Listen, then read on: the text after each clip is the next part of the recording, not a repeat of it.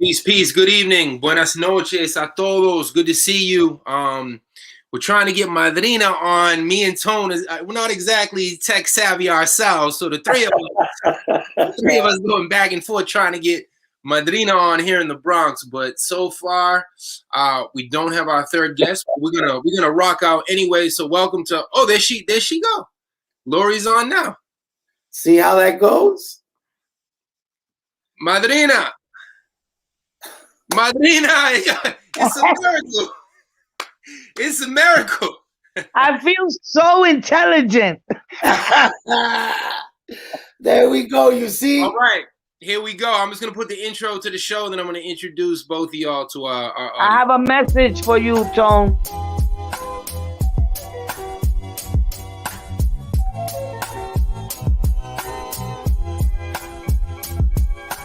¡Viva el socialismo! ¡Patria muerte! ¡Venceremos! You're listening to Sons of Fidel on ANTICONQUISTA with Victor Coronado and Danny Shaw. Sons of Fidel is a platform for the voiceless and marginalized, oppressed and colonized peoples, the working class, Black and brown radicals, the LGBTQ community, and our allies in the struggle against imperialism. Please note, the views expressed by the hosts or guests of Sons of Fidel may not necessarily reflect the views of ANTICONQUISTA.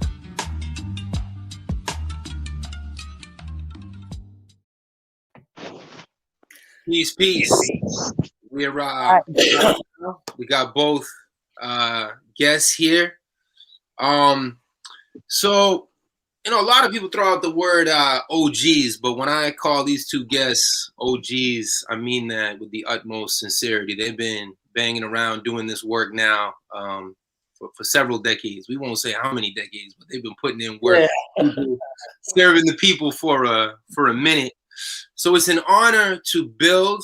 Tonight we really want to build on addiction. How does it continue to affect our communities? What were the Panthers and the Young Lords saying in the 60s and 70s before the state took them out?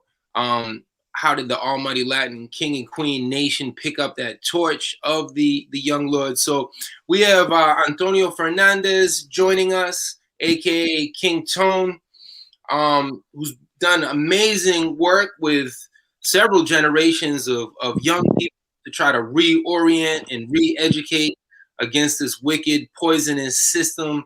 In the same with Madrina, with Lori, who's put in many years of work for the people. So how y'all feeling tonight? I'm good. I'm giggling every time I see Madrina. I giggle. You know, because a lot of people. It's all mute now. Oh, I'm a mute? No, we hear you. We hear you. Yeah, because a lot of people. I don't hear anybody. Oh, I hear you. You hear us now, Madrina? She muted herself now. You mute. She muted herself. Oh, man. I'm mute. Busca la nieta. Your mic is off. So, go ahead, brother. Yeah, Tone, we'll get started. Keep your grandchildren close. Madrina, tú sin los niños es peligroso. So you got necesita los hijos ahí con usted para que pueda cuidarla. No te oímos. We can't hear her. She muted herself. Hey, we hear you now. That's a good thing. Stay by your grandmother. I got it all. It's all we hear you. You know, high the volume. You're good. All right, you're official now. You're official. You're good. All right, so I'm gonna open it up, and then you. Right. And she unmuted it. You're good. You're good. Don't put your hands where we can see them. Put your hands where we can see them. I don't think she hears us. See?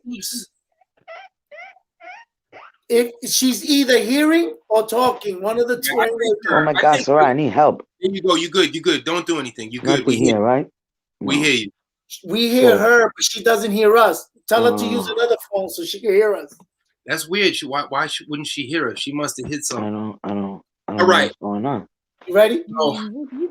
So Tone, Tone, tell us if you could go back. Boy. Oh man, we can hear her. I don't really hear anybody, so if you hear me, go like that. Yeah. I don't hear you. Me? Tell her, in a way, text her then to wait if you like. So, wow. So we'll figure it out. Thanks everybody. My granddaughter put the mic on. Okay, well we can hear you loud and clear. And still it's not working. But you don't hear us. So let's give it a minute, Tone. You and I. Should I get out and try again? Sure, try again. Okay, leave. Come, because I'm gonna need. So Tone, if you could go back 25, 30 years and you were face to face with young King Tone, young Antonio, what would be some of the advice you'd give to your young, arrogant self back then? Wow. A lot, I guess, right? If you could sit across from yourself and light a nice cigar, get a nice whiskey, and talk to my young self, I think what I would tell myself is you're gonna have a lot of regrets, and you're gonna walk some storms, and but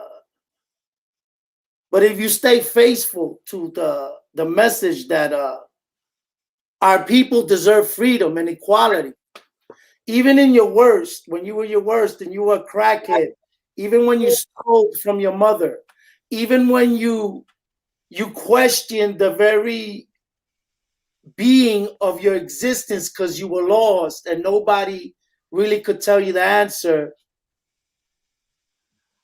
you believed that God gave you the right to breathe. You believe that you will make it through, and hold on to that, because you're going to be proud of the motherfucker you become. Beautiful, beautiful. And Madrina, you can hear us now loud and clear? Yes, I can hear you now. Un milagro, Dios mío. Que viva Chango. Que viva Chango. Yeah. We iba a decir eso mismo. Los Santos. Yeah. I lift my butt because he already got me. He got my son's ears already, Chango. Tremendo, my man. There you go. Santo. Madrina, same question. Madrina, if you could go back a few decades and talk to a young Lori, a young Madrina, what would be the first thing you would say to a 18-year-old Lori back in the day? You know, here's the thing. I'm asked that question a lot. And I always say the same thing. There is no one clear thing that I can say because everyone is an individual. So if at 18, I was still in the streets, but I wasn't as crazy because my boyfriend, because I hadn't married. Yeah, we were married, but my man, he was in prison. So, you know, when you're in a gang and the prez, he's the prez. And so he goes to prison, I stay home. You know, it's not like I could stay hanging out and all that other shit, you know, drinking, because I never used drugs. I thank God for that.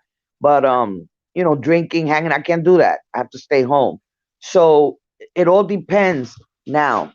If she's 16, 17, and she's doing what I was doing, I would take the time to sit and find out why. That's it. That's it. That's the remedy. That's the cure. Why?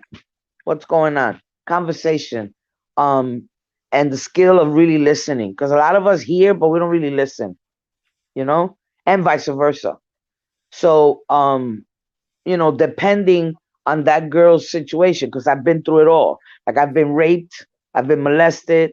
I was severely I was in a marriage of severe domestic violence. You know what I'm saying? I've been beat. I've been jumped by the police. So I've been through different situations. So I don't know what her situation is. I grew up in an alcoholic home. My mom was my mom never spared the rod. I think she overused that shit to fuck me up. So, you know, I don't know. I can't give you like one answer if you can understand what I'm trying to say. So it all depends on what 16-year-old, you know, just sit there. You know, when you let them know that you really see them, people will be amazed how these kids will begin to vomit with their words. And then you get to know them. And once you can pinpoint, just if they come with all the things that I've been through, let's say, but if you can just pinpoint one that you can identify with in some way, you have a connection. You will have a connection. And then you build from there. And that's really what I would do. But Tone, I got to tell you that the credible messengers from Florida, he said, Ruben, he said, tell him that we love him, but that he can't be taking you on Tuesdays and Thursdays. Ya tú sabes. So let's cut right into that, because Madrina, you unpack so much with the generational trauma, the historical trauma. And that's a big question. When we talk about 149th Street, when we talk about East New York, when we talk about 125th Street, Harlem, how come so many of us and our children and our parents went through this sexual abuse, emotional abuse, verbal abuse, spiritual abuse, physical abuse? And then all the statistics make it plain. Most addicts, now we're not talking about smoking weed once in a blue moon. We're not talking about a beer. We're talking about real addiction on 3rd Ave in Lawrence, Massachusetts, in all of our communities. There's this huge connection to that generational trauma, because when you carry that trauma and you don't have a place to vomit it up, to spill it out, what do you do with that trauma? You internalize it. It was my fault. I blame myself. And you don't point the finger at the abuser. You've been hushed up. You can't talk about what happened when you were 8 years old, 18 years old. So to throw it back to y'all, what type of subculture of peace, of communication, of reflection, of opening up did the almighty Latin king and queen nation create? Did y'all have those types of sister, brother to brother, those types of conversations with your own family? So right from before, like what you spoke of, if I could speak like she said of, I use my experiences, right? There's not only an abuse of, let's say, rape, an abuse of misinformation. There was the abuse that some of our parents who fled Puerto Rico, fled. People think it was a migration. They wanted the American dream. They were seeing the nationalists being slaughtered. They were confused. Should be they the submissive slave or the aggressive slave? But you were going to be one or the other. Remember, they couldn't even use their flag or sing their song. So right, they come to America in some way without planning it. I felt they loved Puerto Rico, and it became something like a martyr, where you see it in a picture. You waved the flag, but you really didn't talk politics. You really wasn't involved to the manner where you say, Libertad para Puerto Rico. You went to a Puerto Rican parade and you waved the flag. So us children became confused, and we see that with Zulu Nation, that was a great creation for the manner that it told kids black, brown, all come from the same place. See, so then awakening of the Land Kings and the Nietas was the root of where they came, the oppression. We rediscovered and we found the break where we got lost, and we chose capitalistic pigism. Gangs, drugs, fear, self-hatred, to not recognize that our country was being held captive, how many miles away? So what I'm saying is, I was loved. My family was Christians. They were waiting for Jesus and the whole gig. working hard, welfare, never robbed. 4 sisters went to school. They all graduated. They all American. They're all Christian. I'm not. I'm a freedom fighter for mental, spiritual, physical freedom. I'm tired of waiting for Jesus. I want to hit back now with my mind, with my heart, with my message. So when they addicted me to crack, when Reagan made the deal to bring that, to destroy the power of our black and brown movement, The Contras, bringing the Oliver Norths, the war against drug, why they were bringing the biggest war ship of drugs to our land. But I'm not trying to get deep. I'm saying, what does a poor Puerto Rican and black kid in the ghetto know about? They're about to rain cocaine in their blocks. They're going to tell their fathers and mothers that they're drug dealers while they're the connection. mm-hmm. So I got lost in that mix because I didn't know who I was really. I wasn't black. I wasn't brown. I wasn't white. I was all of that. But I wanted to know the root of who I was. And boy, when the Land Kings grabbed me in Rikers Island in 1989, and I hit that knee to the ground, I had to learn to read. I had to learn to write. I had to learn to save myself until Jesus came. When he comes, Mm-hmm. sword in hand. And people think I'm playing. The process was rough. First, I was a chauvinist pig. Then I was a male chauvinist pig. Then the sisters came into the nation, said, y'all niggas be talking that shit. And we're the ones who raise your kids when you're in jail. We're the ones feeding you and always holding you down, bringing your bags with iron clothes to Rikers Island. And you motherfuckers saying that we can't have a Q in the nation. We want the Q up there. God bless Suma, the Luna, who fought for women's right in power groups. Not to get raped to get in. Not to get beat in and about how many you slept with, but about the knowledge and the food and the respect you brought to our children. That's what we learned in our nation. Self-organization, self-support. She know it. We didn't wait on an ambulance. We drove our guys to the hospital. Because we had that speed, because 911 was a joke. They wasn't there for me and her. So my point is, yeah, I was an addict. Yeah, I was a crackhead for 3 years. I'd rather be a crackhead than a capitalistic pig pushing the crack. So I wanted to punish myself for poisoning my community, and I hated myself because I knew my father worked hard and he always taught me values over money. I forgot. When they awoke my mind, it freed me from my addiction. That's it. That's what it is. It wasn't 10 steps, 12 steps. I'm an addict forever. Fuck you. I'm not no addict forever. I'm free from addiction. The hell you gonna tell me? Sit down and I have to hear this lady go through her torture over and over again to get a little key ring, goddammit. I'm tired of that shit. Get freedom. Get empowerment like mama here. Find how to feed the poor. Find how to take your children and give them time to come hear from an elder. How to not fight each other. How to redirect your power. How to make peace with the Latin kings and Nieta. How to bring the Zulus on board. How to be fathers and sons. Not only gang bangers.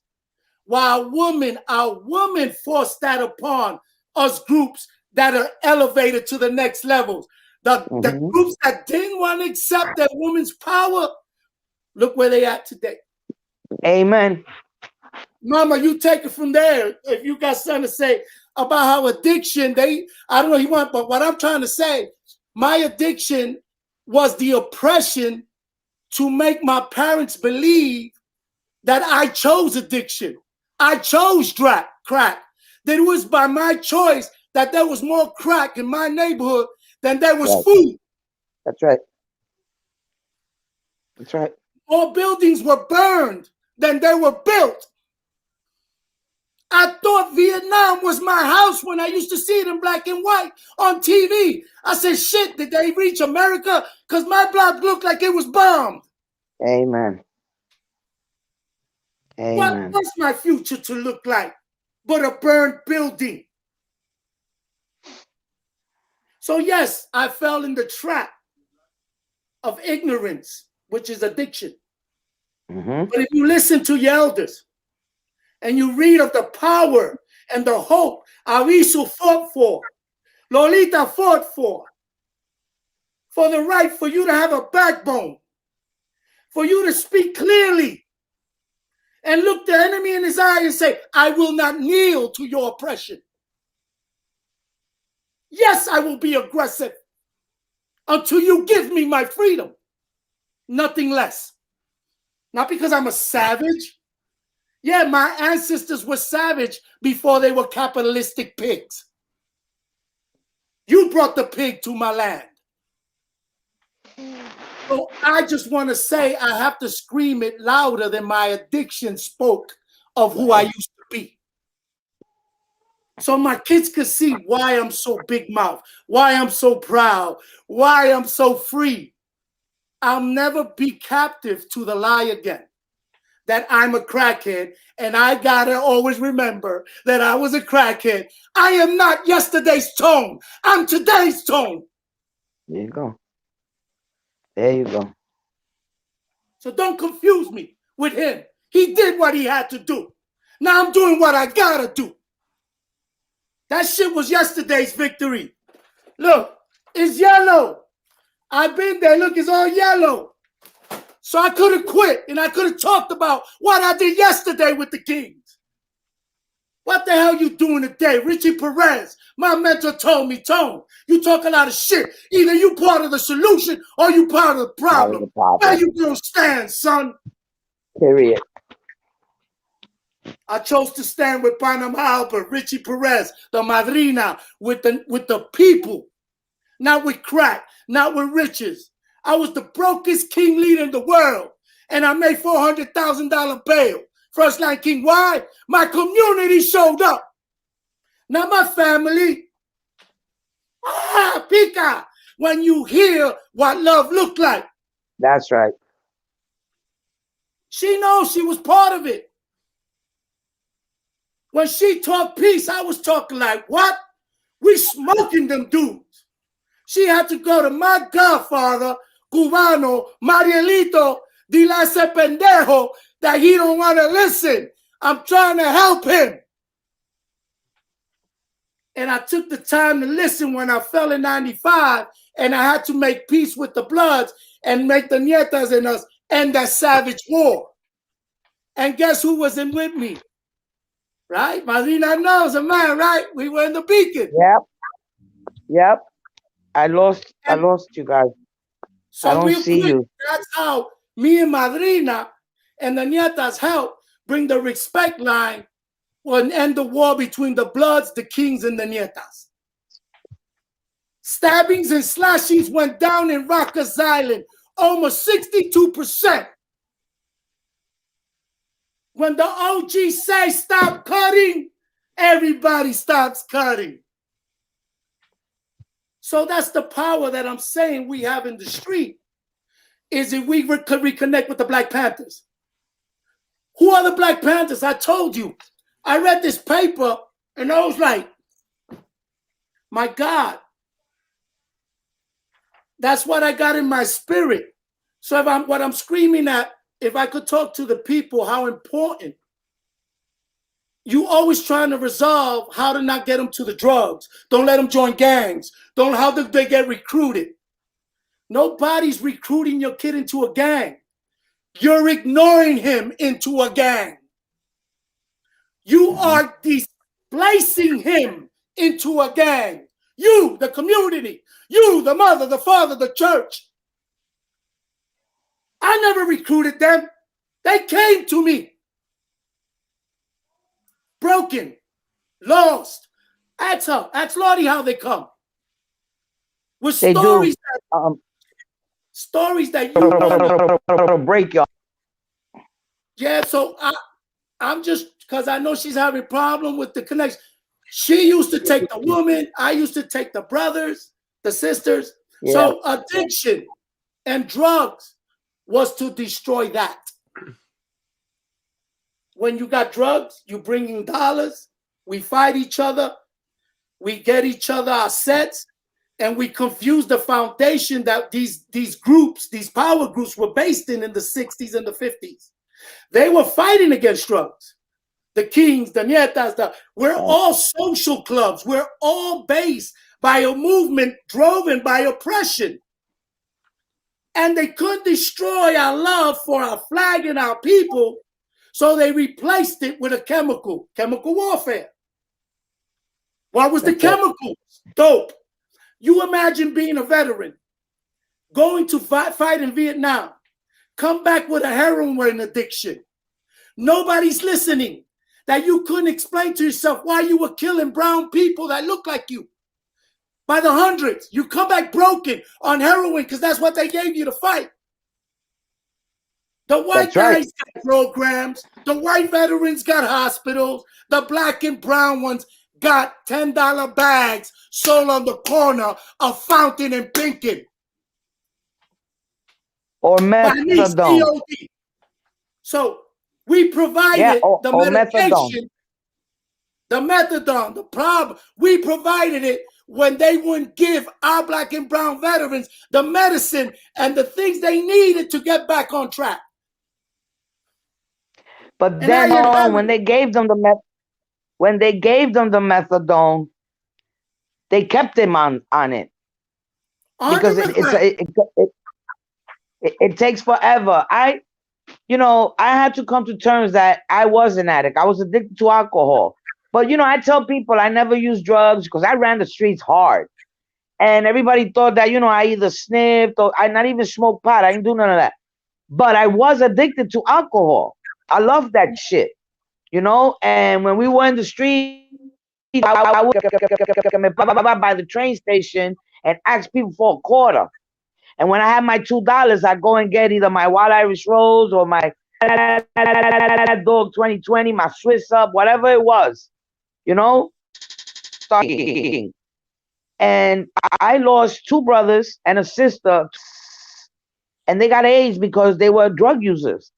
My sister had never even had a beer, but she married a veteran that was a wounded Purple Heart Vietnam vet. And he was addicted to heroin.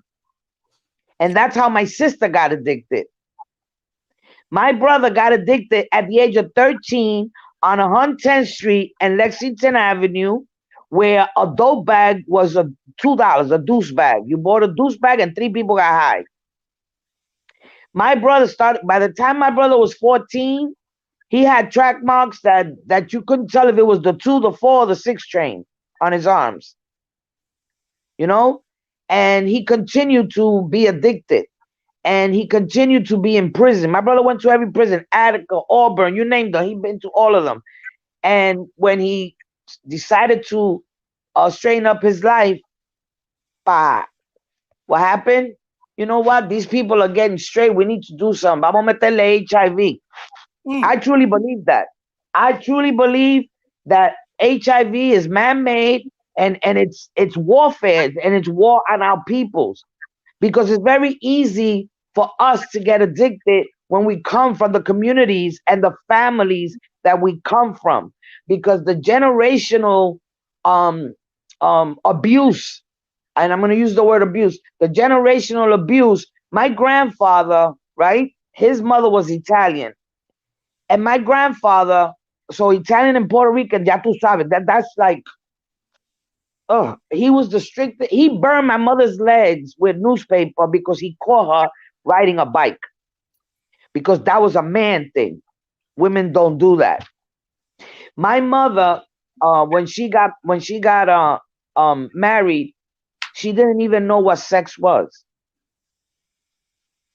And me and my mom, we tumultuous relationship. But we were always honest with each other. And my mom would tell me her stories, but not until later in life, when I became a mother, could I see my mother as a woman. Not as my mother, but as a woman who was scorned, a woman who was she was 19 when she got married and had my brother at 20, and 2 years later she had to get divorced because the man that was older than her had another woman.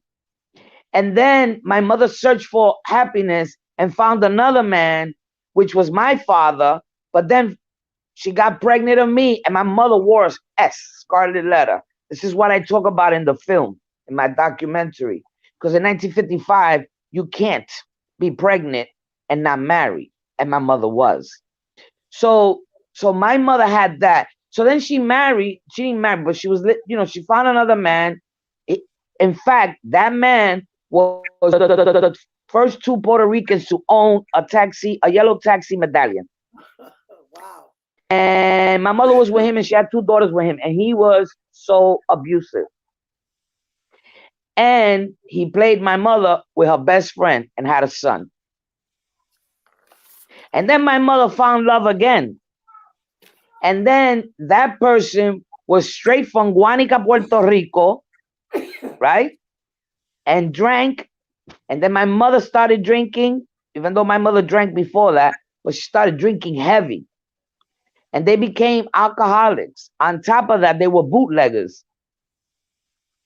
Because I call him my dad. He was with my mom 53 years. I'm 65. So they were bootleggers and alcoholics, and there was a lot of violence. So I didn't see what I was in the streets because I couldn't deal with that shit. And at a young age, I had to take care of my sisters, and I had to take care of my brother who was older than me. But he looked up to me. So I couldn't take that shit.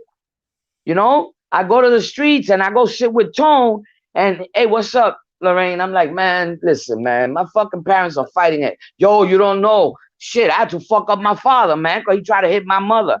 You see? So now we got a connection. So now I want to see Tone again. And now I want to hang out with Tone because me and Tone, we could talk. We understand. We got the same pain. Same oppression. You understand? And so now Tone takes me to his crew, his gang, his club, whatever you want to call it. And I meet other people, and some, not all, because let me tell you, some of these gang members, they and even in Latin Kings and Queens, come from like he said, come from good homes. They have that shit. But identity was missing. Your identity. When you don't have that identity, when you don't know who you are, you can never know where you're going. So now I'm with this crowd and I see them shoot up dope. They're sniffing glue. They smoke. They get high on cocaine. And that's very normal to me. I hung out with some of the biggest dealers, Calderon, Boy George, Hunts Point, forget it. Everybody in Hunts Point. I hung out with dealers that were like bricks. And I never used drugs, but I always drank. And until I didn't look at my mother as a woman, I could not forgive her and start my own healing. And that's what happens with children. Sometimes, because remember, they look at you as mom and dad. So it's up to you, because you know how they say, oh, you can't be your kid's friend, you got to be the parent. But you can be that friendly parent. That parent that where the child is going to feel comfortable to tell you, Ma, listen, the first time I got married, I was 13. You know why? Because I told my mother, Mommy, I had sex yesterday. Mama said, you got to get married. He can't take your virginity. You got to get married. What are the people going to say? Mind you, my mother was born and raised on 110, 105th, and 103rd in the barrio. My mother never went to Puerto Rico. You would ask my mother, she would just, no. I'm American. That was my mom. So I grew up with that. And that's why my children today speak the Spanish like you speak, Danny. With that accent. Because my mother spoke English to me. That's right. And I spoke English to my kids. That's right. And now my kids are trying to do the Spanish with their kids. So our language was lost. This is where I'm going. Our culture starts getting lost. You know, my husband's name was changed in school. If your name was Jose, they call you Joseph. My mother's name was Flor de Maria. My mother died as Mary Rios. She kept her married name, and the school had changed. Instead of calling her name Flor Maria, no, they refused. Your name is Mary. That's the way. They took that from her. Then my grandfather, he was a very smart man. He was a big numbers man in the barrio, and my grandfather would always say, "In this house, we speak English. You have to learn English." My grandmother never. My grandmother resisted. My grandmother was a tremenda taína looking woman. She was short, like 5'1", trigueñita, and she would say, I love her and I miss her, but she would say, "I only speak English when white motherfucker try to tell me something stupid." That was my grandmother. Like, other than that, I'm speaking my fucking language, but my grandfather wasn't like that. So now they took my language, right? So now when we were teenagers, for example, like when Koch and Cuomo, these people, when they went to city colleges, right, it was free. But when they started to see that names on the graduation were Garcia, Rodriguez, Jones, Taylor, they're like, "Oh, no, this can't be happening. We got to make it difficult. We got to charge." And so then they started charging. That's why today you have to pay to go to college. So they took our education, because at the school system, which I was a school board member for 25 years, and I wrote curriculums and all of that. But in the school system, we don't have to repeat it because we know, but for those who may be listening, in the school system, I didn't know about my Puerto Rican people. I didn't know about black people. I only knew about white people. That's it. That's what I knew. That was my history. When I took an exam, it didn't say, when did this motherfucker land in Puerto Rico? You know, when was the first native raped? You know, it didn't say none of that shit. You understand? It was like, you know, when did Columbus discover a place where people lived? I don't understand that. I can't go to, I'm going to say Haiti, but I can't go to Haiti and go to a little part of Haiti and fall in love and say, "I found this place. I discovered it." They'll fucking kick my ass right out of there. You know what I'm saying? But this is what they did to us. And they still doing that. Because if you know, although we're making waves, and I had to fight, let me tell you something. I had to fight just to put mediation programs in the schools, in the junior high schools. They didn't want them. And I would bring in people like Tone.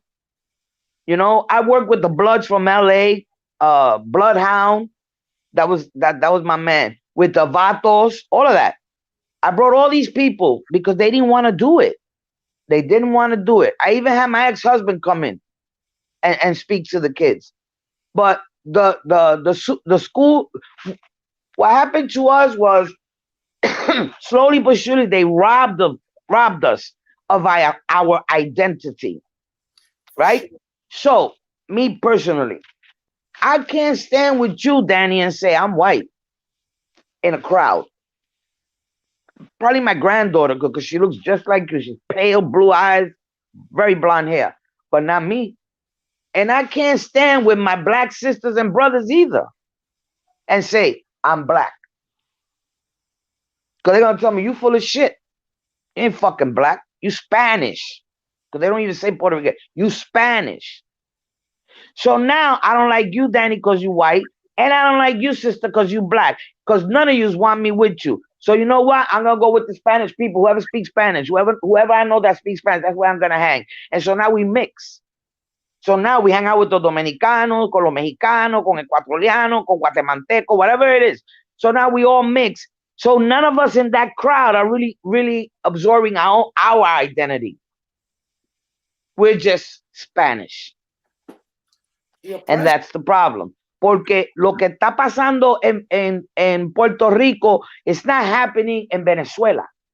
What's happening in Venezuela is not happening in Puerto Rico. Yes, we all may be tied together by a particular language, but our problems and our identities are different. And so you got to find your identity, I mean, deep down, in order to shine. In order to shine. In order to say to people, motherfucker, I'm here. Y yo soy puertorriqueña, yo soy boricua hasta la muerte. I love you, Venezuela. I love you, Cuba. Pero yo soy boricua. You understand? Because I can't go to Cuba and plantar bandera. And it's hard, and it's not hard, it's sad.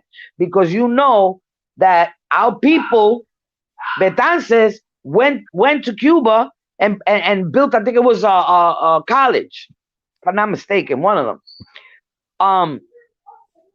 Our Puerto Rican freedom fighters, they fought to establish things in some of the other countries, and yet when Boricuas have issues, we have to come out for each other. We don't have an Al Sharpton. You know what I mean? I don't care, call him a media mogul, but he gets shit done. You know, people listen. We don't have that.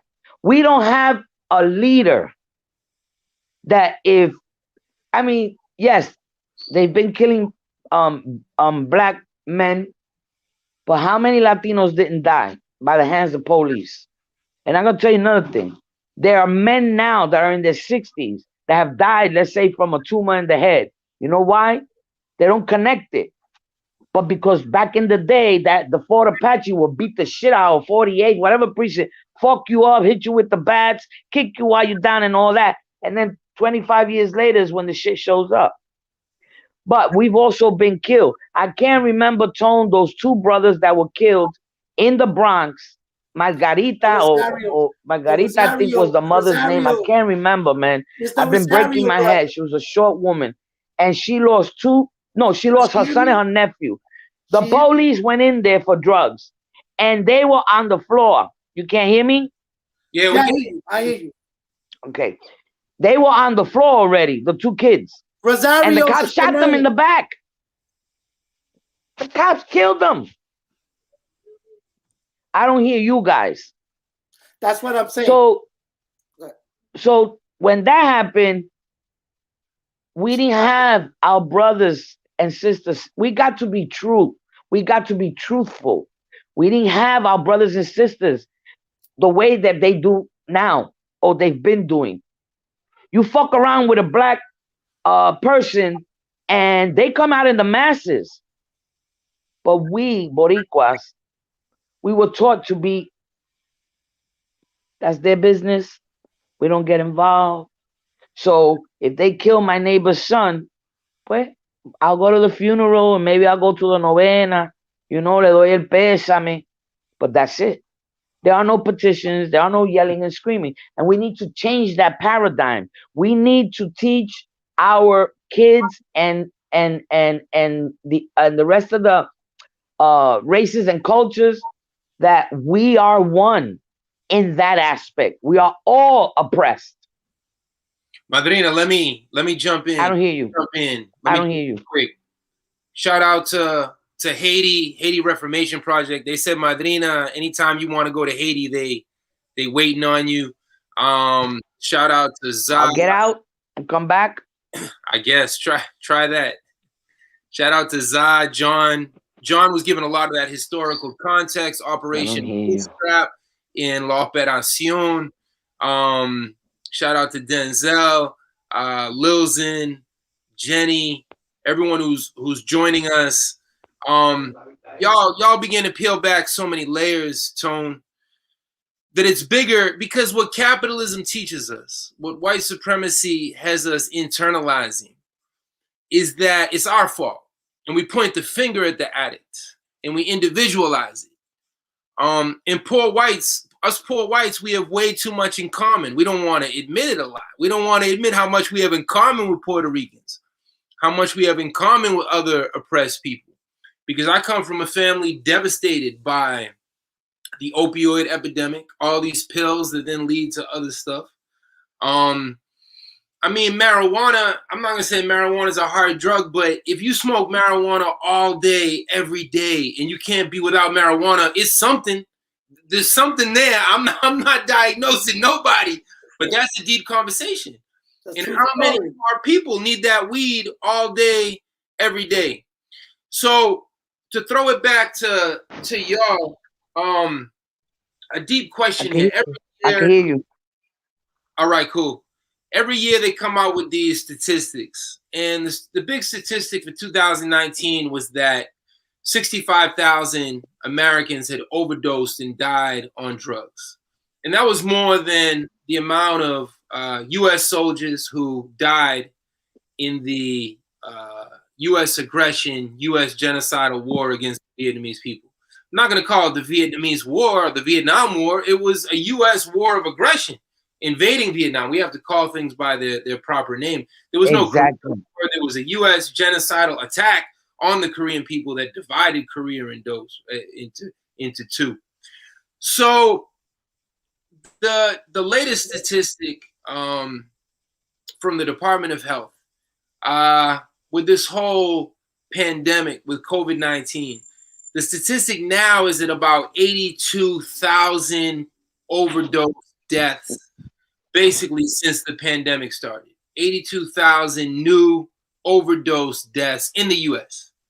So my question for both of y'all, how is it that this quote-unquote American dream and America quote-unquote advances, but the epidemic, what the Panthers called the scourge, continues to kill our people? So decades after Fred Hampton's work and George Jackson and Richie Perez and all the OGs and Juan Gonzalez and Carlito in Panama and everybody y'all mentioned, so much work that they put in for the community to combat the pandemic, the scourge of heroin and crack and alcohol. How does it continue to decimate our communities from Los Angeles to Oakland to Oklahoma City to Tulsa to the South Bronx to East New York? So right.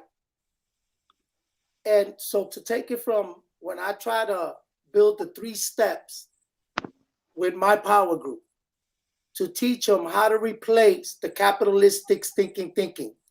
What I mean by that, they made us believe that the unity in a power group is what's evil. They accept the crime. The crime is what they provide to the unity, to disunite it. So my point is, we inhabit that's thinking, murder, extortion, and fear gives us power to ignore the real slaves we are to that which we made a deal with the dollar, with the American dollar in our community, right? We say, we want money, and we're going to use our power to do what you do to us, oppress somebody, right? We duplicate the very person we hate. We emulate self-hatred because we have let our infiltration of unity destroy that. If we able to disagree to agree with the Black Panthers and the Young Lords and the Nietas and the Kings, that even though I may not allow some of your sexual preferences in my organization, will not keep me from sending representation to your organization's right to exist as a human. So then I don't let that ideological lie tell me that what you do in the bedroom keeps me from standing next to you when I fight for liberty for Puerto Rico. So that's what we got to do first. You're too busy ripping down statues when you're supposed to be rewriting books. You're too busy worrying about that white statue of a Confederate while the books in school still teach that the Pilgrim saved the American Indian. Nobody's talking about burning the books and writing new ones that explain how does Fidel Castro, one man in a little island, prove to the strongest bully in the world, we will not bow down to capitalism. We will live in the 60s forever before we move into 2020 as slaves.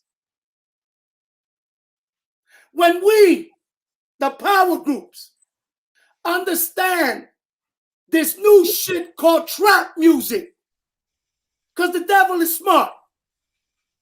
What's the difference between our power groups and our White House and our Congress? You know what's different? We were raised with compassion and understanding of community, of a village. You stole that also. The fuck you mean it takes a village when you destroy the village, when you gave us smallpox, when you gave us AIDS, when you gave us crack, when you gave us religion to save us from ourselves, to save us. And now they gave us COVID. Now COVID. But the point is, when she says, we don't have a voice, that voice. And I remember this, so I could help her. The two brothers that were shot on the floor on their backs was named the Rosarios. And yes, Miss Bias. That's it. And let me tell you a story, folks. So what happened in New York, the story they're not telling you, I was more than a gang leader. I was a fruit of Panama Alba, Richie Perez, Calito, Lord, the fruit that took on me to work on me to bring my people and the people that they thought I could influence. They came to jail, Rikers Island, Panama Alba, San Richie Perez, two Pee Wee Kings, and Hector Torres. They said, Miss Bias needs you. My godson. And they said, we'll bring you home. We got Ron Kubi. And as soon as you come home, you're going to walk to City Hall. And you're going to get on that stage, Tone. And you're going to tell your people the truth. So be it, so it was.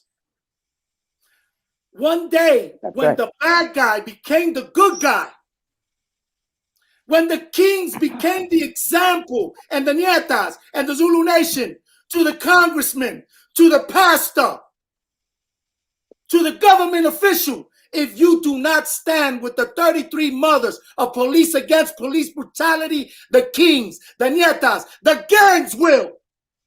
If you don't sentence Lavodi, we will chase him. We will disarm him. We will do a citizen's arrest and we will bring him in. We sure did. You got me confused for an American gangster, suckers. So then after we did that, we started empowering the mothers. Miss Byers got to tell us stories. All 33 mothers, Chinese, black, white, all had sons killed by cops. And Giuliani was giving rewards to them. But there was this little Puerto Rican ball-legged penguin. There was a woman around named Laurie. There was a Richie Perez. Yes. There was a Panama Alba. And they came to me and said, we need you to get up. And you know what happened when we got up, Almighty Latin King and Queen Nation? We got 3 officers indicted. We got the whole Lavodi case indicted. We made them listen. We closed down the Brooklyn Bridge. If Giuliani went to lunch, we were there. He did not have peace till we got justice. We never burned a Walmart. We never broke a window. We were thousands for 5 years. The perception. That's right. Of the power of unity and love and understanding that if we burn something, it would take the cameras away from Miss Bias into the silliness of a Walmart is burning. So Richie made us understand. He said, Tone, do you know that if you're smart enough to stand someplace for 6 hours with your smart ass mouth and you make enough noise, they waste more money having to watch you than they do to rebuild that Walmart. So just stay there. Be persistent. Don't shut up. Don't burn nothing. Just act like you're gonna burn it. Because they scared of your ass. Because you coming by the thousands. That's right. And let me just say what was the fruit of that change of the power group saying we no longer bow down to capitalism, but the needs of our people. You will not do the stop and frisk. You will not put cops with guns in our school. You will not keep taking the children away from our parents with excuses, DYs, while you let them die in your hands. That's what we did with Richie Perez and the United Families Coalition, it was called. It was fruit of the fruit of the young lords. So don't think it was King Tone and the gangs got together. We shook hands and we sang. We put fear in the heart of the biggest city in the world. Giuliani seen us. He used to run out of his house, get in a limousine, and look at me. And one day he says, "Stick, I'm going to put you in jail." And I looked at him. I said, "He's going to put me in jail, right?" They got me indicted. I'm teaching something to you guys. I couldn't pay my rent. I had a baby on the way. I was the most powerful gang leader in New York, #1 wanted. Didn't own a car. Didn't have a license. Wasn't allowed to go to his bureau. Didn't have a job. I was fucking broke. I couldn't pay my rent. So I looked out to a drug sale. It got me 13 years. It got me 3 years without human contact. I never killed nobody. The 130 co-defendants of mine, Operation Crown, the biggest gang indictment on the drug, they never mentioned money. Why? We were broke. Nope. And in front of the judge, she was there. I said, my gang ain't responsible for what I did. This is Tone. I did this. And then I said, sorry to Richie Perez. May he rest in peace. I said, sorry to the community who bailed me out. I said I should have asked for help before I chose to do that move. And I went to do my bid. I didn't tell on nobody. Nope. And what I'm trying to tell you this, my young brothers and sisters in power groups, they didn't sentence me because I sold a half an ounce of heroin. Not even sold it. I looked out. King Tone. When I had a community that loved me, that I represented as the hope and the voice of change, I let them down. One choice. So what would I tell myself today from yesterday? Don't do that choice, stupid motherfucker. Call Lori. Call Richie. Talk to Panama. They'll find your rent money. Because look, right after, they came up with $400,000 to bail me out in cash. Look at what the devil taught me. So I'm going to leave it, with this, what I'm trying to teach about this drug infrontation. It was to destroy the unity and the power within the Black Panthers, the Young Lords, the Rainbow Coalition. So what makes the difference between this God and the devil? Let me tell you the difference between the two, us organizations, us grassroots organizations, and something like the United States of America that's built upon a lie that steals, robs, and kills. We were formed under the oppression of an aggressive government that told us that we could be nothing but American. We were grown under the oppression that we are minorities, that we are not humans. They gave me 13 and a half years for conspiracy to be a lookout in a drug sale. They raided 130 of my homes. They rented Fort Hamilton. They made a joint task force. I just want to explain something. They had a Fort Hamilton. They brought the deputy mayor to show they caught me. This is just what I want to say. For conspiracy and on 130 indictments, no drugs was found, no guns, no money, and no money. You know my case, all nonviolent cases. This is my point. But yet, one day, 5:30 in the morning, they were able in 3 states and in New York to raid homes, break doors, take mothers, fathers, anybody associated or affiliated with me, put them in Fort Hamilton and sift through till they got the ones that they wanted, but to scare the community, to tell on me, blah, blah. The point is, King Tone and the Latin Kings, the Nietas and all of us, for justice and the oppression that we tortured all our lives. We never stormed your damn dirty fucking White House. We never stormed up them steps when we have every right to. We built it. You claimed it. We built it. We left the brick. We put the mortar. We did the bricks.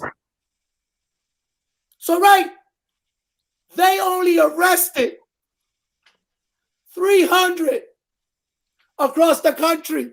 It's hard. They raided no homes. They placing no bail. The point I'm trying to make is quite evident.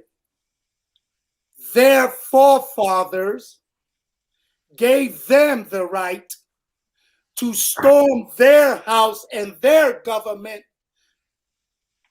to get what they want. He said it in the beginning of the show when you said it.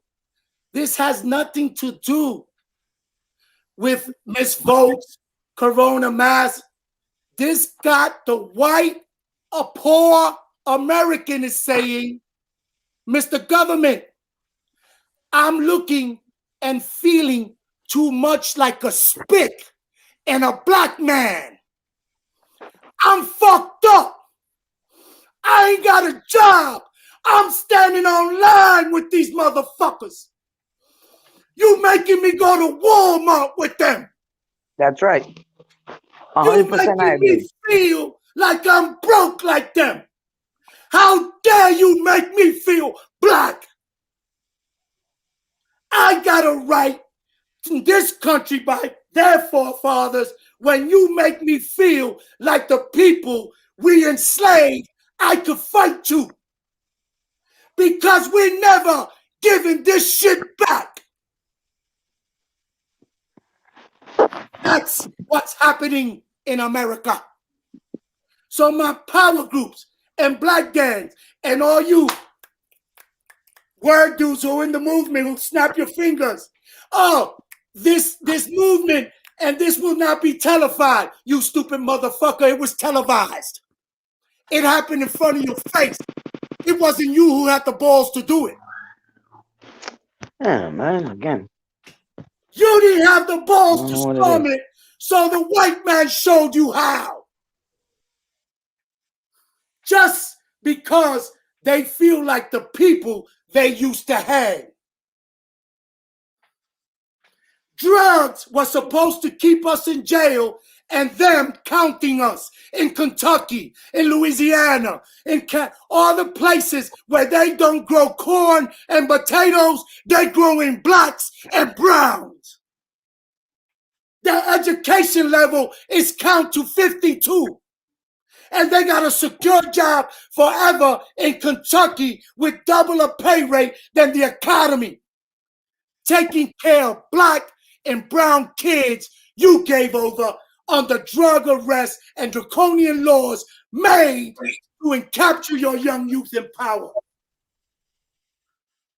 I may sound Puerto Rican, I may not can be white, But I don't need to read a fucking book to be this smart and have common sense of who you are and who I gotta be. So it was televised. The revolution was televised. And it was people with blonde hair and blue eyes who did it, while the black and brown man watched. Mm-hmm. Now let's see if we could grab our nuts and get together. Listen, we'd have been dead. That would have been worse than the worst mass shooting you ever would have heard of in the United States of America. If it was us who stormed that house, we would have never even got to the steps. It's in your face. Not even the black cop dared take out his pistol and point it at all these motherfuckers that were chasing him. You know why? Because his mentality was, that's the white man. If I shoot him, I'm going to lose my job. Because these things happen subconsciously.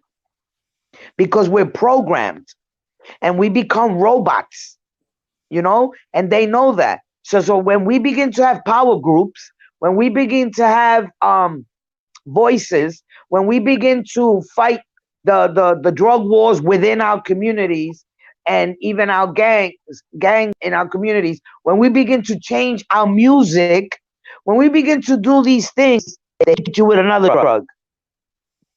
We got to sleep these motherfuckers. We got to bombard those communities. Now we're going to bombard them with opiates. We're going to hook them on fucking Percocets and Vicodins and codeine and morphine. We're going to sleep these motherfuckers because they get into a gathering, you know?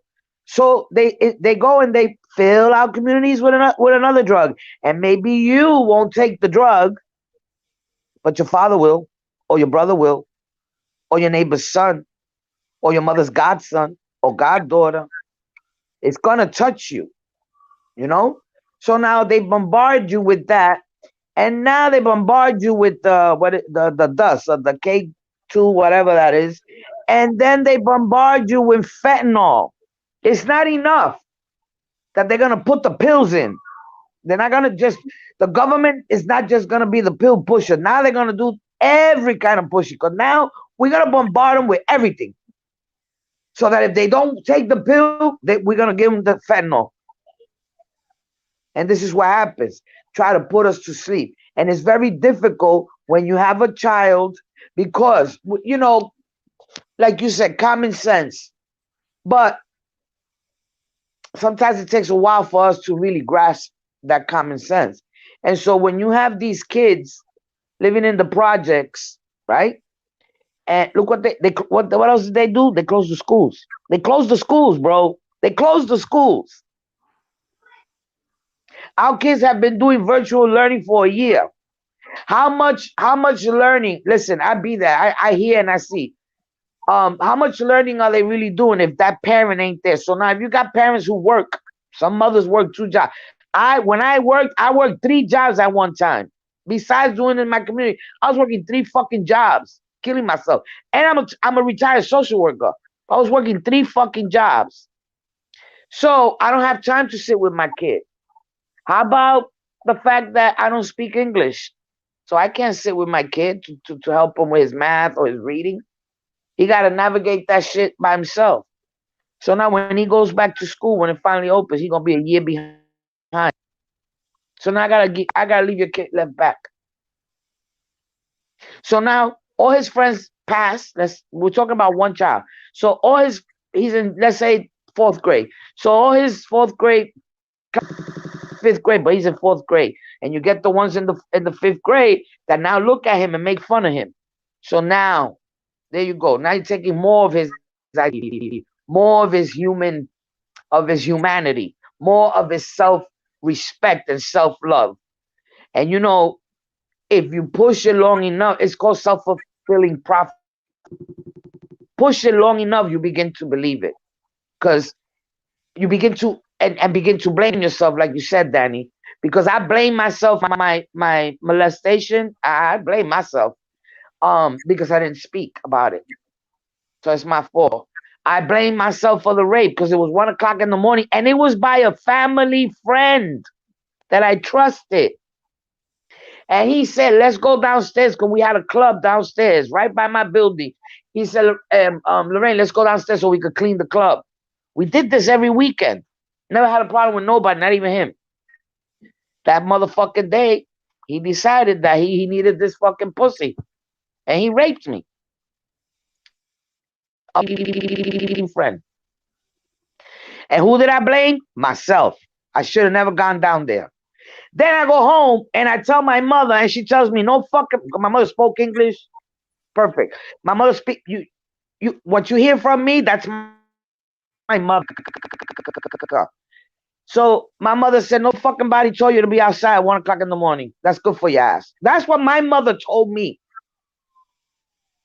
So now who else am I going to blame? Me. So now we begin to do these self-destructive behaviors. I was a cutter. I used to cut myself. Whenever I had a lot of pain, I'd cut myself. And seeing the blood and all that, the pain that I felt, it released those emotions. That's why we have suicide. You know, the highest rate of suicide is young Latinas. But this is what happened. And the only way to fix it is by us. Those that are, because everybody uses the word woke, and I hate that fucking word. But for the sake of, I hate that fucking word. But for the sake of this and the listeners, all of us who are woke, we need to we need to bombard our communities. Yo, go to the fucking secondhand store and get books and buy a bunch of books. They're gonna cost you $1, $2, you know, and give them out to the kids in the neighborhood. Or, you know what, from 6 to 7, the kids in the building that are in 2nd grade come to my house, and I'm gonna read with them. Or if you're good in math, whatever it is, you know, I'm gonna teach them. And then, you know, and then teach them, if it's a Latino, if it's a Puerto Rican, teach them about his people, the struggles, because everybody fucking talks about African slavery and the Jewish genocide, but no fucking body talks about us. What about us? What about our people that were walking our land? Where the fuck, where are they? We were extinct. We had to fucking multiply with every fucking slave. Even the black slaves raped us. You know, everybody has a story. Venezuela's got their own thing. Haiti, I've seen your videos, Danny. All these other countries, look at the shit that they're going through. You know, we got to get together and realize that no, it's not just black slavery. No, it's not just Jewish genocide. Okay? There are people today going through genocide. Danny, this is something you know. Tone, this is something you know. It's not that I'm preaching to the choir, but I hope somebody can hear me. There are groups, tribes, frontline warriors where communities, they're still committing genocide in communities of color. Be it Latino, be it black. But nobody wants to talk about that. No, we need to talk about it. So I could tell you, yeah, I know, you know, 400 years of slavery, you know, genocide over here, whatever. But let me tell you about my people. Let me just tell you, can I speak? Let me just say about my people. We need to teach each other so we could see that, you know, and let me tell you who of my, what Boricua of my country went to your country to fight for your people. Because we have our warriors. What the fuck they call them? Terrorists. That's why I don't like that dude, Dennis. Everybody, oh, read his book, read his book. No, read his fucking book. He called Lolita and he called them terrorists in the book. So that's how you teach, you see? So now a Puerto Rican that's reading it, it doesn't say freedom fighter.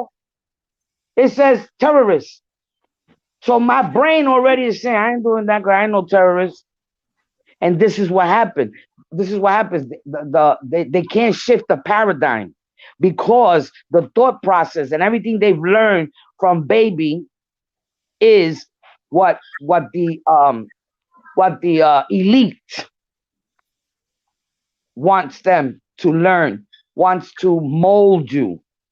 When the Bronx, when we started having the young lords up in the Bronx and the Black Panthers, and we're working, even Jim Brown, because you know, Tone, Jim Brown was with us, the football player. When we were starting doing all these things, our building started burning. When some of these gangs, because my ex went to Rikers Island and then went to, it was Nap, I'm not sure which prison, but that's where he started really learning, you know, him being a Ponceño and the struggle, and him, my brother, and Ponce himself, Ponce La Espina, they'll tell you lords in the prison. He came home as president of his gang. And even though he would do it with a bottle of wine in his hand and drinking, he was teaching his members about the freedom fighters and about the struggles. But we don't do that. We got to all sit at the table. You know, you got to let me help you raise your child. Because if you know that you work nights and your son is 14 years old and he's hanging out and flapping a flag, a red flag, you know this, and you ignore it, you killed your son. So, sister, let me help you. Knock on my door.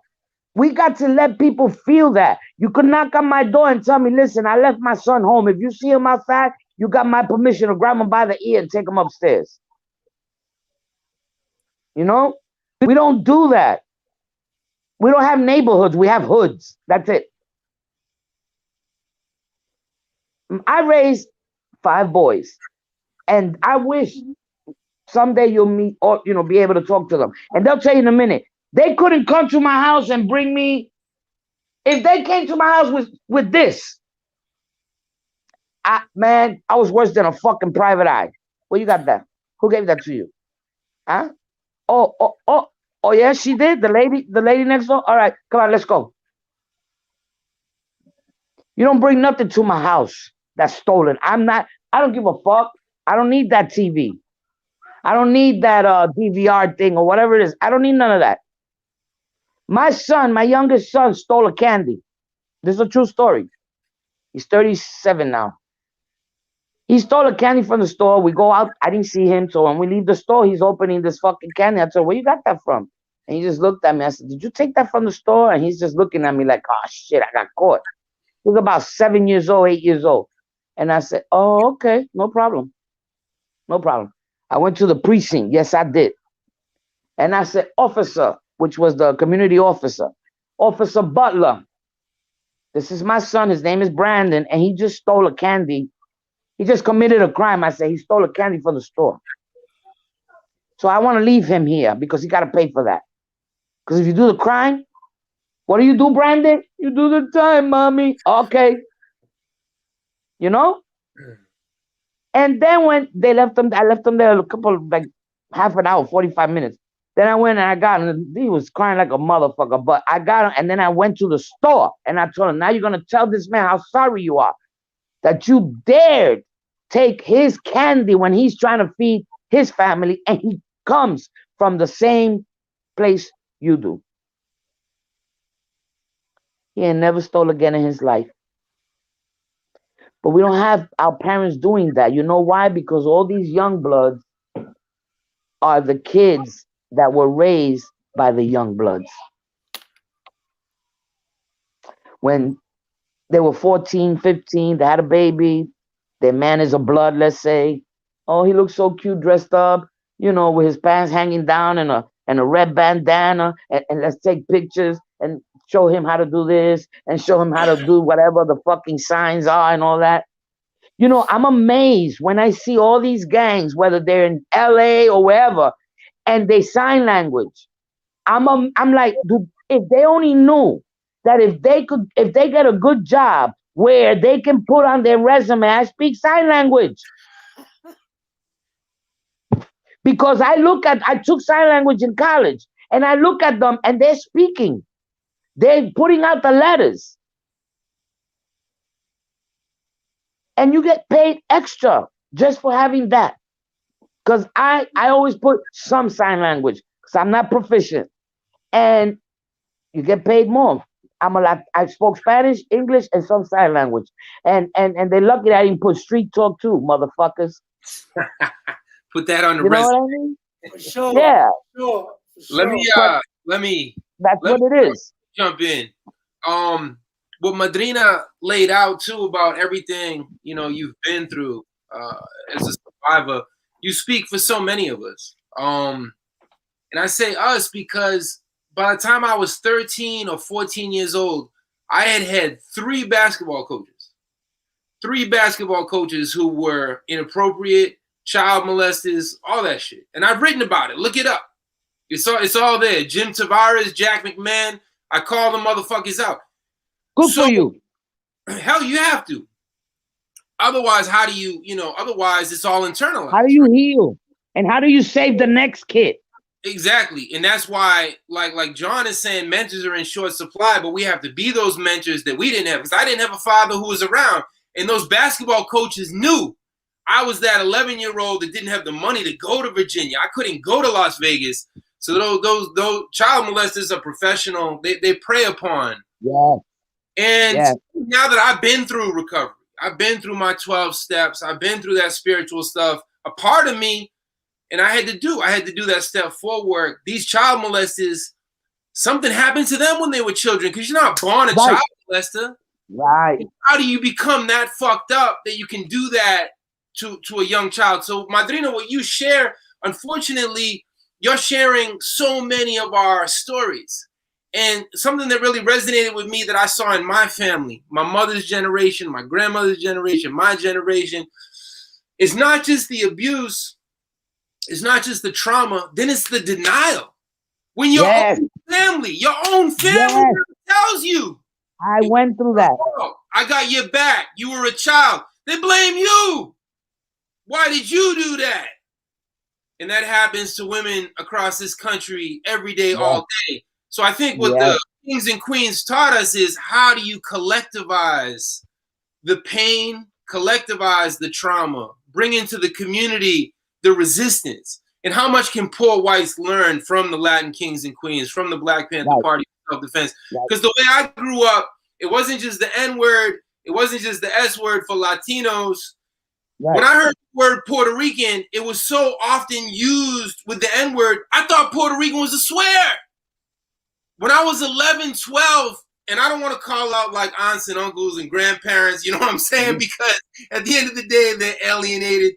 They weren't born racist. It's all they ever learned. And I'm curious, when I speak publicly, I got to be careful, because I'm nobody to tell my mom's story. I'm nobody to tell my brother's story. And they'll whoop my ass when they see me. Christmas come around, I heard some shit, and they're going to whoop my ass.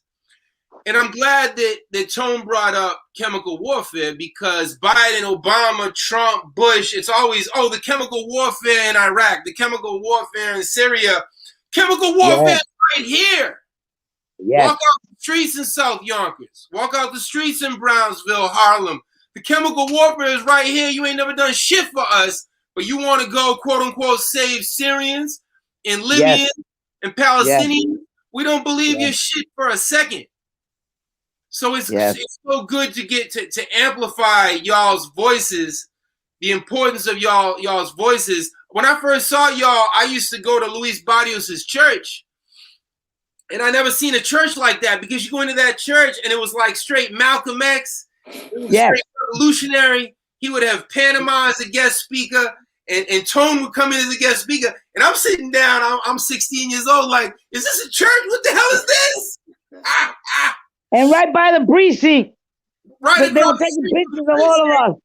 And then y'all would do the 360s, and y'all would be deep. Back in the day, y'all was rolling like 300, 400, 500 deep. Yeah. And I was like, holy shit, they can take a whole gang and transform it into a power group, into a street organization. And that was Giuliani's greatest fear. That was white supremacy's greatest fear. And that's why they came after y'all, as if y'all was the 1920s Al Capone mafia. Right. Because y'all represented, and that's the legacy. That's the legacy. People were mentioning 95 and 97, and it's 2021, and they're still doing it. That's why it's so important to show. And the Lavatis are still walking free. That's right. What they did to Anthony Baez, what they did to the Rosario brothers. I remember that center, that mural over on Kingsbridge. How many people cut down by the police? And most of these poor white people, too stupid, too racist to feel any sympathy, judging us on the news, yelling at the news as if Black Lives Matter was the enemy. And you have no compassion, no sympathy for the unarmed brothers and sisters assassinated, murdered in their mother. And I mean, Miss Baez wasn't political. She was evangelical. And she became a leader because that's what leaders. People ask me why I'm a revolutionary. Because of what you did to my mother. Because of what you did to my family. You left me no choice. I was either going to be dead, overdosed, locked up, or I had to fight back. And because of my mom, I learned to fight back.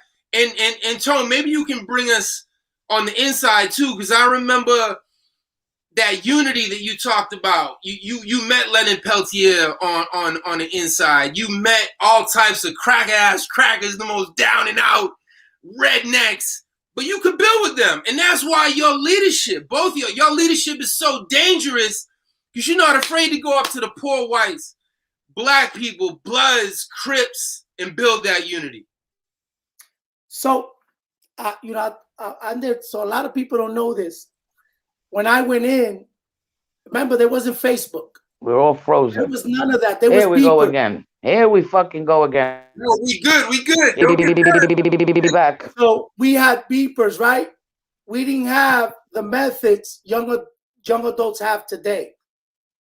Yet, I was like he said, from 92 to 98, I took a dismantled by the feds power group, the Almighty Land King Queen Nation, New York State.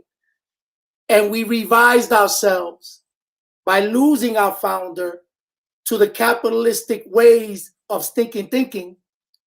And we used his sacrifice, even though he wasn't perfect, to be the example, Luis Felipe, of why we should transform ourselves.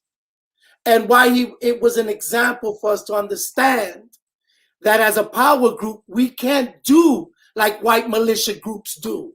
We can't do like Ku Klux Klan does. We can't do like white senators that get on the floor and say, I miss the way we used to lynch people in Texas. We can't do that. So I told my group that if we invested in planting the seed of love back in ourselves, reteaching ourselves why we were created, why did we come from Chicago in the 1960s and 70s, who were the Young Lords, but more importantly, what was our oppression, like she said, directly to each of our Caribbean islands or where we were native to. Then we decided, when we hit the ceiling as street leaders, to then ask to help to the wise leaders who experienced movements. Then we went and asked Richie Perez, Panama Alba, Al Sharpton, Mickey Melendez, Rich, all of them. And they started teaching us. Then they taught me how to march, how to do nonviolent issues, how to watch COINTEL. So now the Kings were smart, street smart, wisdom from our past. And what did it lead to? It led to a movement that shook the very foundation of New York City's justice. That's right. Of college.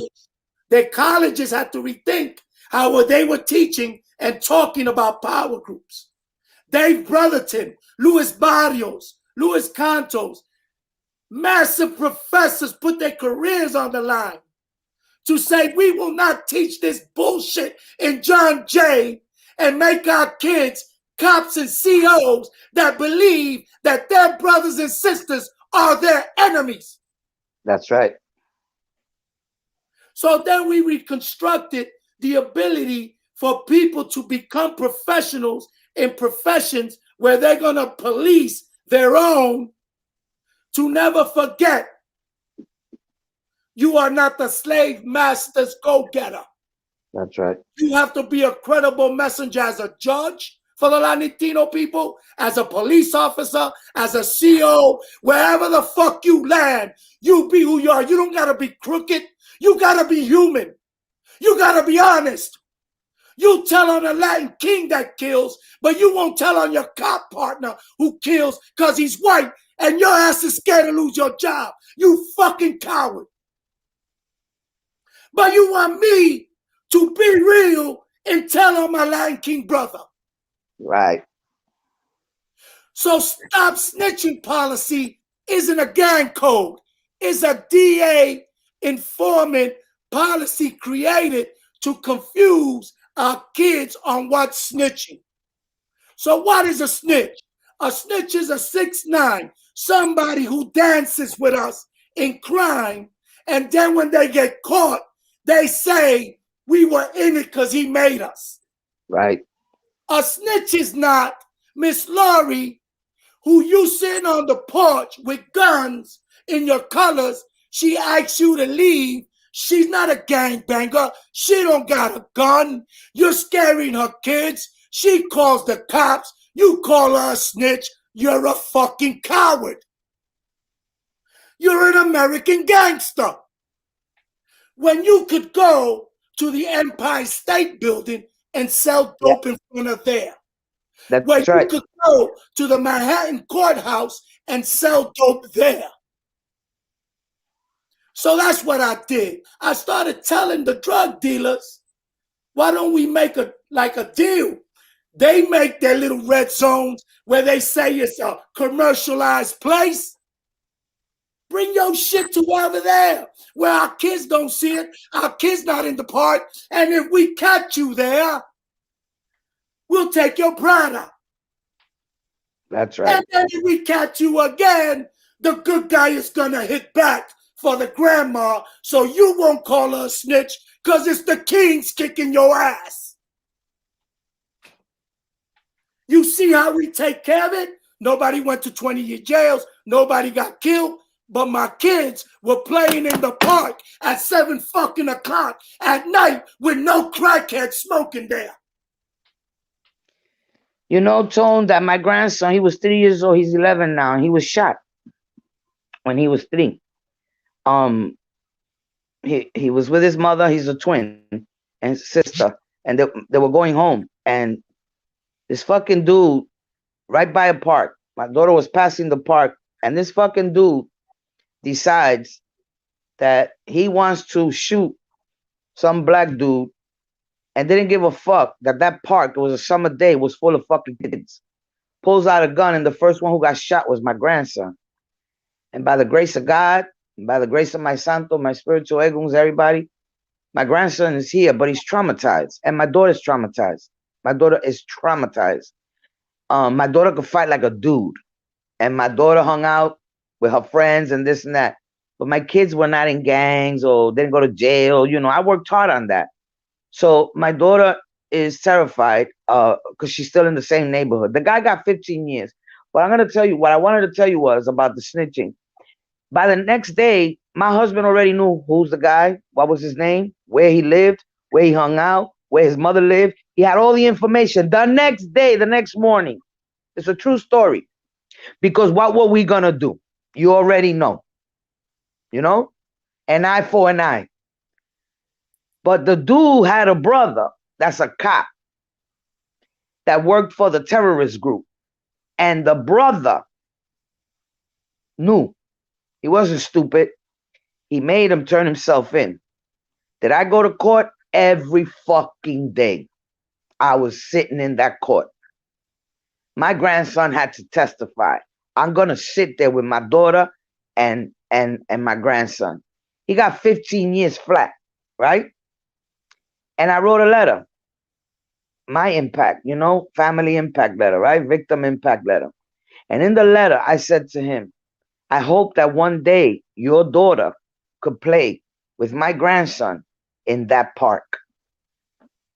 I hope that you use these 15 years to educate yourself, to understand the choice you made and how you could have destroyed this family even more had you killed my grandson.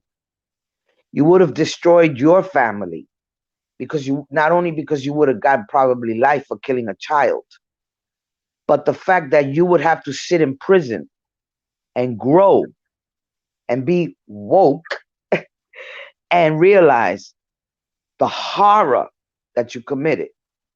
I wrote this guy such a letter that he was crying. And the judge, when I finished, said, I have been in this courtroom for over 25 years and I've never heard an impact statement as this lady has said to you. Y le dijo el juez le dijo al tipo, I hope you listen to what she said. And I told him, I forgive you. But you got to find your own forgiveness now. You know? Because he come from a good family. His mother came to me in the court crying with his sister. Because when he was all in the paper, it was a monster. You know, it was called a monster and all that. And his mother came and told me, ay, señora, yo quiero decirte que mi hijo no es un monstruo. And she was hysterical. And I took my arms and I wrapped them around her. Short lady, because they're Ecuadorian. A short lady. And I'm short. I'm 5'2". She was shorter than me. I wrapped my arms. This is a true story. I wrapped my arms around her and I put it to my bosom. And I said to her, I don't think your son is a monster. I think your son was stupid. I said, because I don't think you was raising a monster. I told her, and I'm sorry that you're going to have to go through this pain. That's restorative justice. Caught up in this Babylon system. How many beautiful young people caught up in this Babylon system? That generational trauma you just shared right there, that's an analogy. How many of our people rotting away in prison? How many people caught a stray bullet? This shit is all day, every day. Like Malcolm X said, a chicken can't lay a goose egg. This system cannot provide anything just or equal that resembles justice for our people. This system, it's a quote Bob Marley, it's a Babylon system. It's pure poison and venom. The racism, the divisions, the machismo, the homophobia. This system produces that poison all day, every day. To start winding down, I'm like, that's my bedtime. This is a good book here. People were asking about books to go deeper into the legacy of the Brown Berets, the Rainbow Coalition that Fred Hampton started, and early nationalists, urban race rebels, and Black Power. That classic image of H. Rap Brown and Mark Clark and the original Rainbow Coalition. And what they were doing, Fred Hampton was organizing all the gangs, and that's why they took them out. Send me the title. Text me the title. Oh, for sure. I got you. I got all these resources. And then we don't have time tonight, but I just want to show a few links just so people have resources to get into the history of all of this. There's an incredible documentary from the 1970s called The People's Detox. And it goes into how the Young Lords took over Lincoln Hospital. Yes. I was there. You were there? Lincoln, I was there. Yeah. Nice. And everyone check out The People's Detox. And we've had a project over the years called The People's Vigils. Because so many of our people are dying from fentanyl and opioids, and we just die by ourselves, and the families cry, and everyone says this will never happen again, and then the shit happened 2 days later to another family. So how do we collectivize this shit? How do we understand that it's systematic? And one day it's my son, the next day it's your son. So we'll keep coming back to this. Thanks to both of y'all for the work that you do. It's been a pleasure building. We get younger every day. A lot of people were saying, damn, they're old. They're a few years older than me, but they could go all night. So we just getting started. Much love, much respect. I don't know if you have any last words. Yeah, I'll just say, remember, man, that if us OGs don't repeat misinformation or glorify us acting on misinformation and call it hood, common, the hood life, and we start telling the truth and revisiting our true history and share it with those young brothers popping guns in schoolyards with kids that look like them, broke like them, cry like them, family of them. That's telling us, OGs, that we're cowards. That we started believing and letting our young fight the wars we were too coward to end. Yeah. That we were too scared to go over to the G or to the D or to the B or to the Brown and say, how could we get into a truce respect line where we start as elders denouncing these revenge and these hits and talking to them individually in our hoods. And then us that are eager and more wise meet behind the scenes and tables to keep bringing that coalition down from the jails, that we stop saying we running jails when you asking for paper to wipe your ass, gangsta. When I was 3 years in the hole, what I seen was grown men start eating their feces, start cutting up, because they didn't know how to be in solitude confinement with themselves. Because they were used to drugs, lies, TV, radio. They didn't know how to read a book. That's right. And the cop used to come by and say, why you always smiling, Tone? I said, one, I know somebody who had it worse. His name is Avisu Campo. I remember Lolita coming to me, throwing the crown and telling me they might break your body, your bones, your face, but they will not break your will. For you come from the bloodline of warriors. And Rafael Miranda put his big old hand on my head. And he said, watch it. The ones who are going to betray you are not the capitalistic pigs. It's going to be your own. And you're going to be alone. And you're going to wish you had the thousands, but you're going to cry alone. But you never lose your patriotism. You never lose the vision that you are free. And if we came home, you come home. What do I do after that? Even after I failed and made my greatest mistake where I thought I destroyed the movement, my elders came and said, pick up your head, pick up your chin. We made it, you made it. We know you are a freedom fighter. And not only you, your nation, your fruit. Lord, we are demonstrated. You got us home. You signed petitions. You did all kind of moves in the movement. Not only got police indicted, we fought for the freedom and signed petition to bring Oscar home. And what was the first person I met on the yard? Oscar. And all That little big man. And he said, because when I met him, it was as if he was 10 feet tall and maybe like 200 pounds solid muscle. And he's shorter than me. But his presence. I want to end with, because like her, we trusted the process. We made bad mistakes.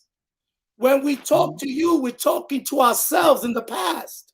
That's with right. The experience that we were lucky enough to live through it because the community loved us at one point. Not the justice system, not nobody, but there is no savior. King Tone, Lolita, Lori, Danny, David, you are the saviors. We trained so you could be ready to free the homeland. Yes. So one day you'll be proud enough to get off Xbox and stop saying you're a warrior on some fucking game, and you get out there and stand up for your country, for your bloodline, for your people. This is why we train. This is why we talk. This is why she got a big mouth. And people think she's crazy on Facebook. And people think I'm a gangster that wants notoriety. Yeah. Oh, yeah. So I go through that. this is why we do this, to save our youth, to bring back the culture, the history, the truth of what oppression looks like, the scars we wear. So you won't think it's cool to be raped, to be told to shut up, to be told the master is the only way to get there. That you can say I've been raped. You can say you lied to me. You can say you killed my people in the past. Your forefathers are not mine. That's it. Punto. But I'll respect your forefathers if they give me the freedom I deserve from my God-given right. Till then, we will not continue the lie and spread misinformation to power groups, to women's rights, to the gay right. We all here fighting for the reason to exist as humans. That's it. Nobody's oppression was greater than anybody's. The Philistines are oppressed. They are being slaughtered. But you don't hear nobody talk about them. So that's all I want to say. Just because nobody's talking about them doesn't mean it ain't happening. Mm-hmm. So that's why we speak. And that goes to it goes right into how they show so much of Israel this, Israel that, and yet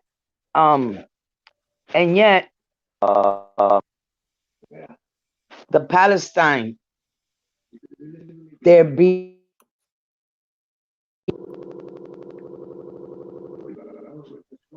yes. Okay, so what about It's okay. He could just bring sneakers. He could just come. You guys can hear me? Yeah, keep going. Palestinians. Man, see? We hear you. We hear you. He's trying to get us. He's trying to get us dead soon. She's still out. Here I go again. At 10. But I'll speak. I know you can hear me, right? Yes, yes. You guys can hear me? Okay. Yes. So, but they don't put they put the Palestinians when they attack, right? But they don't put what's happening to them. How genocide is being committed on them. And then if we speak on it, then we're anti-Jew.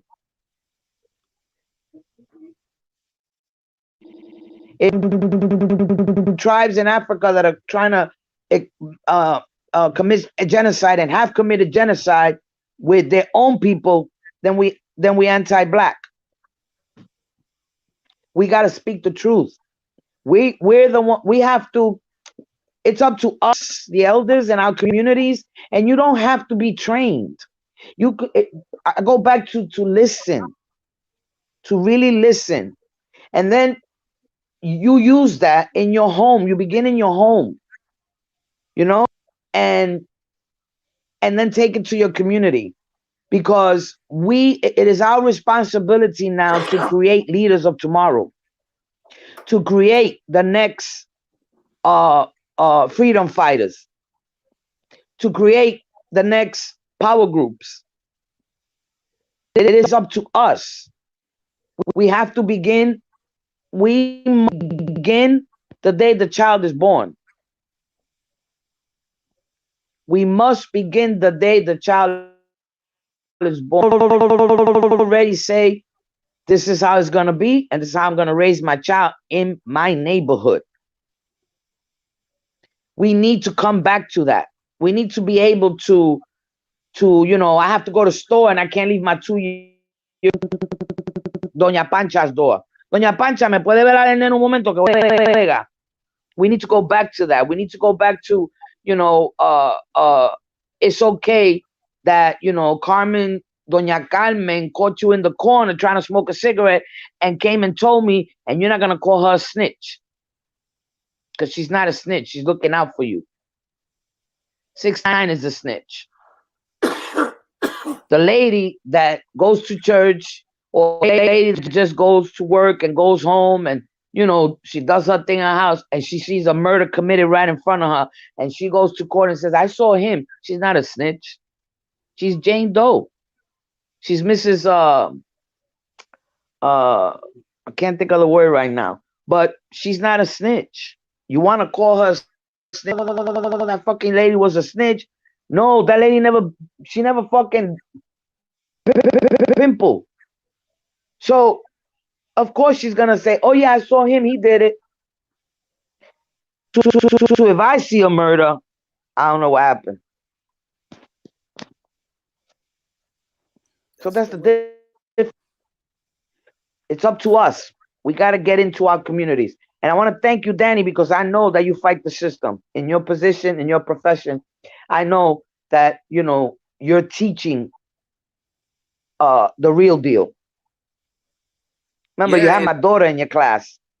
Yeah, I remember. Oh, you trying to get her now? I know I can't hear you, but remember, Glory be. Yeah, I'll tell and he showed a film, and she says, "That's my mother." Mind you, that's not my biological daughter. She's my daughter's best friend from kindergarten. So I'm her mom. Yeah, that's my message. Let's create, let's motivate, let's educate the leaders of tomorrow. Let's join hands. Go to those PTA meetings. Call the teacher and find out why your kid hasn't had homework in 4 days. Call the teacher or go to the school and go to the principal and say, listen, I was talking to my kid about Puerto Rico, and he says that, he can't learn that he has to learn that Columbus discovered America. Like, I don't know what's going on here. Do that. You can go to school and tell the principal, I want to sit in my son's class 1 day of the week, or my daughter's. You could do that. That's right. That's how we start, from infancy, because we planted that seed. And so once you plant that seed real deep, everybody in the community is going to water it. And before you know, you have a tree. And that's what I got to say. Beautiful. I also want to say I love you both. This was great. Fucking bad I can't hear a goddamn fucking thing, but I know you people are sending me love. And right. I return the love. And I'm always here. You got my digits, both of you. Cualquier cosa. Ya tú sabes. Just give me a ring. Beautiful. And I'm glad peace out. I'm going to say peace out because I don't hear shit. Peace. Shout out to Gloria V. Shout out to all my former students. I knew Madrina from different demonstrations against the police in the Bronx, in Harlem, Puerto Rican Day Parade. And then 20 years later, I'm teaching on 149th Street. I put on Black and Gold. I'm talking about the history of the almighty Latin King Queen Nation with these students. And all of a sudden, a young woman yells out, "That's my mom! That's my mom! That's my mom!" in the middle of class. And the lights are out, so you can see the movie, the documentary. And this young woman, "That's my mom! That's my mom!" And I was like, oh shit, Madrina's your mom? And then forget about it. We've been building since. So we say all power to the Palestinian people, free Puerto Rico, end the blockade on Cuba, end the blockade on Nicaragua, end the blockade on Venezuela. As the Venezuelans say, leales siempre, traidores nunca, venceremos. Always faithful to the struggle, never sell out, we shall overcome.